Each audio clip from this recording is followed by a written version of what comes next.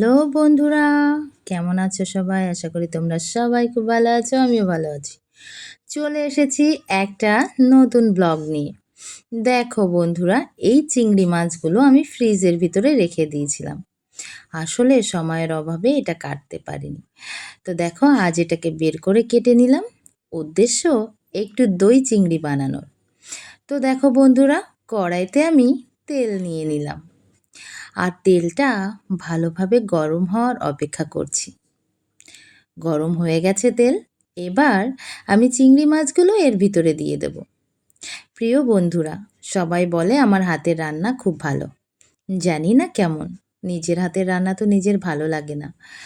তো আমি আমার মতো করেই রান্না করি। আমি কোথাও কোনো রেসিপি দেখে রান্না করি না। আমার নিজের মনে যেমন হয় তেমনভাবেই রান্না করি।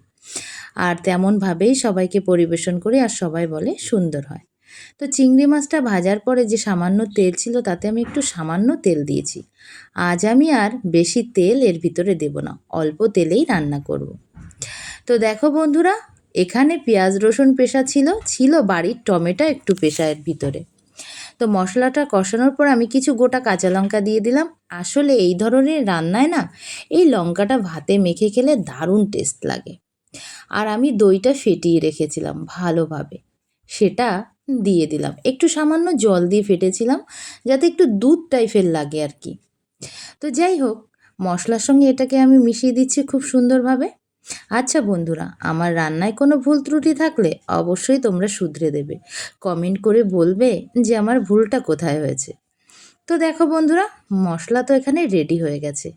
এবার ভেজে রাখা চিংড়ি মাছগুলো দেব। তো দেখো, ভেজে রাখা চিংড়ি মাছগুলো আমি এর ভিতরে দিয়ে দিলাম। আজ কিন্তু চিংড়ি মাছ ভাজায় আমি হলুদ ব্যবহার করিনি। তো দেখো বন্ধুরা, মশলার ভিতরে আমি চিংড়ি মাছটা একটু সুন্দর করে মিলিয়ে নিচ্ছি। একটু ধিমে আঁচে এটাকে রান্না করব। ধীরে ধীরে রান্না করলে সবজির টেস্টটা কিন্তু সুন্দর লাগে। তো যাই হোক, কিছুক্ষণ আমি এটাকে একটু ঢেকে দেব। এরপরে দেখো বন্ধুরা, আমার রান্না কমপ্লিট হয়ে গেছে আর আমি একটু সামান্য গরম মশলা দিয়ে দিয়েছি। তো দেখো আমার রান্না পুরো রেডি হয়ে গেছে। আমার বাচ্চারা যে আজকে কি সুন্দর খাবে এই সবজি, বলার মতো না। তো দেখো, আমি কিন্তু থালার মধ্যে খাবার বেড়েও নিয়েছি। গরম গরম ভাতের সঙ্গে চিংড়ি মাছ নিয়ে নিয়েছি। তো বন্ধুরা, সবজিটা খেতে কিন্তু দারুণ টেস্টি হয়েছিল। কি বলবো, আজকে নিজের রান্নাই আমার এত ভালো লাগছিল। আর চিংড়ি মাছটার সাইজটা দেখো, পেটের ভিতরে একেবারে ডিমে ভরা। তো আমার ভিডিওটা কেমন লাগলো বন্ধুরা, অবশ্যই কমেন্ট করে